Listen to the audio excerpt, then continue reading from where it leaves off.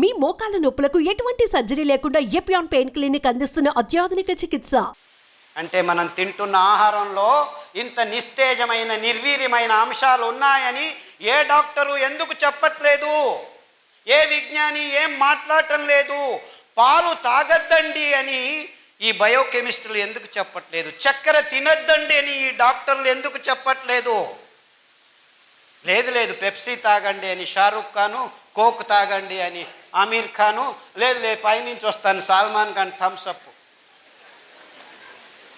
అందరూ అమ్ముతుండేది 100 mlలో 45 గ్రాములు చక్కెర. అంటే మీరు ఒక పెప్సీ తాగితే మీ దేహంలోకి 45 గ్రాముల చక్కెరని తోస్తున్నారనమాట 2 నిమిషాల్లో.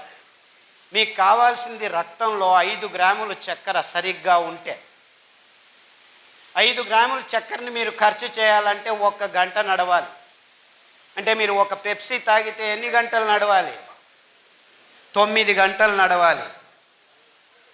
బియ్యం 100 గ్రాములు తింటే మీకు 35 గ్రాములు చక్కెర వచ్చేస్తుంది హాఫ్ అన్ అవర్లో. గోధుమలు తింటే 15 మినిట్స్లో వచ్చేస్తుంది. 2 పుల్కాలు తింటే చాలు. ఓహో, డాక్టర్ చెప్పాడు నూనె వద్దంట, వేడి పుల్కాలు తిన్నాం, డ్రై పుల్కాస్. మీరు డ్రై తిన్నా వెట్ తిన్నా పుల్కానే, చక్కెరేనే. డ్రై పుల్కాలు తిని ఎంతమంది ఆరోగ్యంగా ఉన్నారు? I want to see. ఎంతమందికి డయాబెటీస్ బాగైంది? I want to see. Diabetes వచ్చిన వెంటనే చపాతీ తిను. ఉత్తర భారతదేశంలో అందరూ చపాతీలే తింటున్నారు, మనకంటే ఎక్కువ రోగం ఉంది అని ఎవరూ అడగట్లేదు. అంటే ఈ గోధుమలు, ఈ బియ్యము, ఈ పాలు, ఈ చక్కెర మనకు అసమతులనాన్ని కనిచేస్తున్నాయి. గ్లూకోజ్ ఎక్కువ రక్తంలోకి పంపు చేస్తున్నాయి. 15-20 నిమిషాల్లోనే ఇంతింత గ్లూకోజ్ పోతుంది. మన దేహంలో రక్తంలో ఉండాల్సింది 5 గ్రాముల కంటే ఎక్కువ ఉంటే అసమతులనం. ఎక్కువైతే విషం కూడా, అమృతం కూడా విషం. నాకు దిక్కు తిరుగుతుంది. ఎక్కువైతే అమృతం, గ్లూకోజ్ కావాలి. 5 గ్రాముల కంటే తక్కువైతే ప్రజ్ఞ తప్పి పడిపోతాము. అదే జరుగుతుంది చిన్న పిల్లల్లో. ఇప్పుడు ఇన్సులిన్ 10 యూనిట్లు పొద్దున, 10 యూనిట్లు సాయంకాలం చేస్తున్నారు. రక్తంలో గ్లూకోజ్ లేకుండా ప్రజ్ఞ తప్పి కోమాకు వెళ్ళిపోతున్నారు. ఇదంతా ఏం పారగలేదు, బాగలేదు, మేము హైటెక్ చిప్పు రెడీ చేశాము, ఎంత గ్లూకోజ్ కావాలో అంత గ్లూకోజ్ను లోపలికి తీసుకెళ్లే ఇన్సులిన్ను మాత్రమే రిలీజ్ చేస్తుంది, తొడలో పెడతాము, వారం వచ్చి కియోస్క్లో కూర్చొని మొబైల్ లాగా ఛార్జ్ చేసుకుని ఇన్సులిన్ మొబైల్ లాగా ఛార్జ్ కూర్చోవాలి. 3 గంటలు కూర్చుంటే ఇన్సులిన్ లోపల పోతుంది. తర్వాత 1 వారం తిరగచ్చు, మళ్ళా కూర్చోవాలి, మొబైల్ లాగా ఛార్జ్ చేసుకుని. ఆ చిప్పు పెట్టేదానికి 3 లక్షలు, ప్రతిసారి ఛార్జ్ చేసేదానికి 3000. ఇది అరే, ఎందుకు ఆ చిన్న పిల్లవాడికి గ్లూకోజ్ ఎక్కువ అవుతుంది రక్తంలో? ఈ బిస్కెట్లు, ఈ చాక్లెట్లు, ఈ కేకులు, ఈ కొవ్వు పదార్థాలు, ఆ డాల్డా, ఈ మాంసము తయారైన తర్వాత, తిన్న తర్వాత మిగిలిన మాంసాన్ని పారేస్తే డబ్బులు ఖర్చు అవుతాయని దాన్ని బాగా పెద్ద ఇలాంటి పెద్ద హాల్ అంతా వ్యాట్స్లో, స్టీల్ పాత్రలో వేసి కుదిస్తే పైకి తేలుతుంది కొవ్వు. ఆ కొవ్వే డాల్డా. తెచ్చి ప్రతి ఒక్క చిన్న ఊర్లలో బేకరీలకు ఇస్తున్నారు. బిస్కెట్లు, కేకులు. సార్, మేము బ్రాహ్మణులము, మాంసం తినము, అయినా క్యాన్సర్ వచ్చింది. ఎందుకు వచ్చింది? పొద్దున్న లేస్తే కాఫీలో బిస్కెట్ అద్దుకొని తింటున్నావు, రస్క్ అద్దుకొని తింటున్నావు. ఆ రస్క్లో 100కి 40 గ్రాములు ఈ డాల్డా ఉంది. ఆ డాల్డా ఎక్కడి నుంచి వచ్చింది? ఈ రీతి తయారు చేసిన కోళ్ళ మాంసం నుంచి, పందుల మాంసం నుంచి, ఆవుల మాంసం నుంచి, రోగ నిరోధక శక్తి లేని ఆ పందుల నుంచి, ఆవుల నుంచి, కోళ్ళ నుంచి వచ్చిన ఆ కొవ్వులో వైరస్లు ఉన్నాయి, కెమికల్స్ ఉన్నాయి. అవి తినటం వల్ల నీ దేహంలో క్యాన్సర్ చోటు చేసుకుంటుంది. ఈ సోయాబీను, ఈ మొక్కజొన్నలను కలిపి తయారు చేసిన పశుగ్రాసాన్ని తినటం వల్ల దానిలకు రోగం వచ్చింది. దానిలను తిని నీకు రోగం వస్తుందని ఎవ్వరూ చెప్పట్లేదు. అందుకే క్యాన్సర్ గడ్డలు చిన్న చిన్న పిల్లల్లో ఎముకల మీద, రక్తంలో, గర్భకోశంలో, మెదుళ్లలో ఇలా 15 రకాల క్యాన్సర్లకి మేము ఆహారము, కషాయాలను తయారు చేసి లిస్ట్ రెడీ చేశాము. చాలామందికి బాగా అయిన తర్వాత 14 ఆ పుస్తకంలో అన్ని లిస్టు చేసి ఏ క్యాన్సర్కి ఏ ఆహారం, ఏ కషాయం ఉదయం, ఏ కషాయం మధ్యాహ్నం తాగాలి అని వివరంగా రాసి పెట్టాము. ఆ పుస్తకాన్ని చూసుకొని బాగు చేసుకున్నామని ఫోన్ చేసేవాళ్ళు ఇప్పుడు దుబాయ్,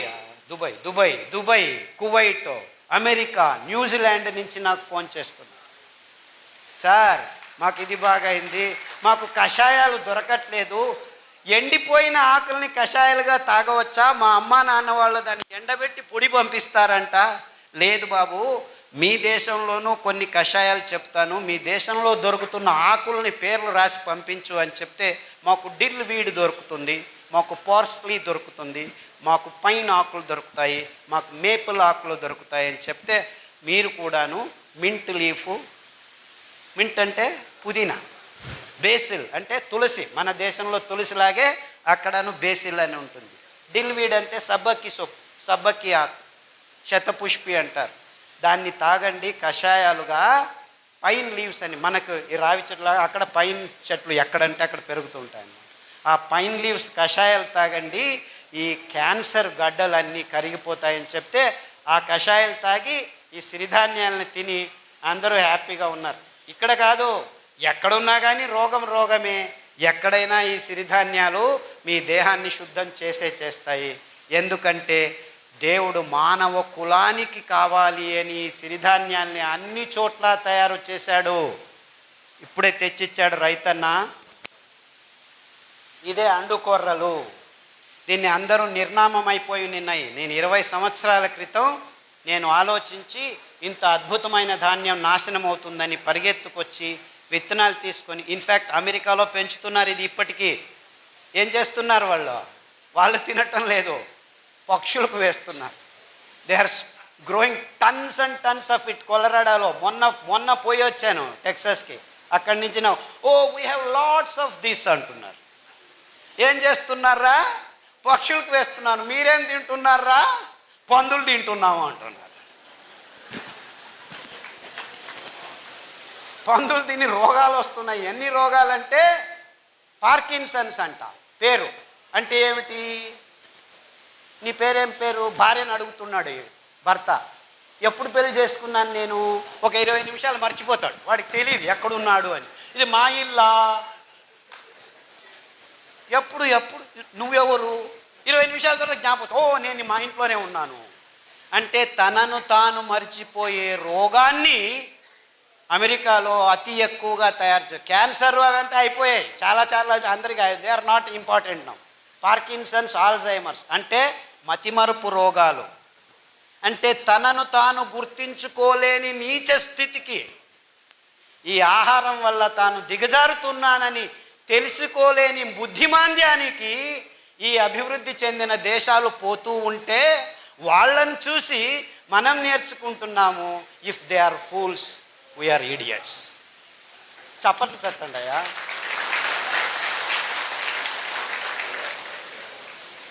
మనం చేయాల్సింది ఇంతే. పార్కిన్సన్స్ మన దేశంలోనూ మెల్లిగా మొదలైంది. ఇప్పుడు 100కి 6 మందికి మన దేశంలోనూ పార్కిన్సన్స్ వచ్చేసిందని చెప్తున్నారు. By 2025 it will be 18%.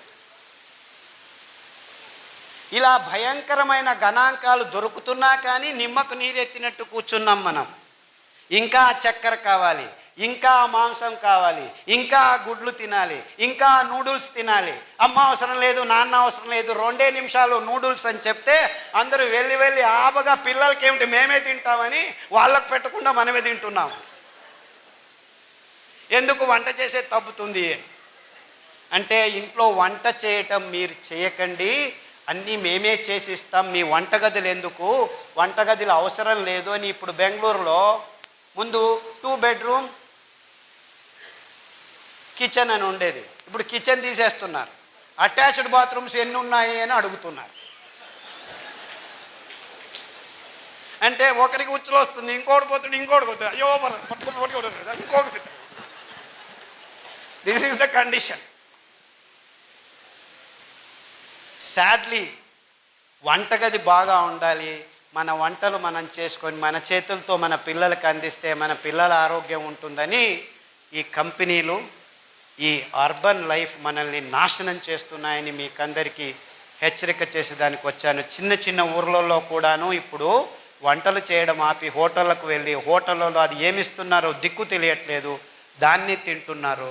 మసాలాలు వేస్తే అది ఏమిస్తున్నారో దిక్కు తెలియదు మీకు, దాన్ని తింటున్నారు. రోగాలు వస్తున్నాయి, నో ప్రాబ్లం, ర్యాంటాక్ వేసుకో, జంటాక్ వేసుకో, ఈ ట్యాక్ వేసుకో, ఆ ట్యాక్ వేసుకో, మళ్ళా వెళ్ళి అలాగే తిను.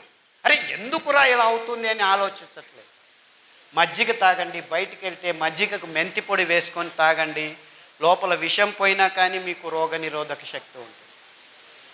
ఇలాంటి చిన్న చిన్న విషయాల్లో మీ ఆరోగ్యం ఉంది అంటే ఆరోగ్యం మీ నోటికి వెళుతున్న ప్రతి ముద్దలో ప్రతి చుక్కలో ఉంది. కానీ ఈ డాక్టర్ల చుట్టూ తిరుగుతుంటే మీకు ట్యాబ్లెట్లు దొరుకుతాయి, ఆసుపత్రులు పెద్దవవుతాయి, రోగాలు బాగు కావు, ఆసుపత్రులలో ఆరోగ్యం లేనే లేదు.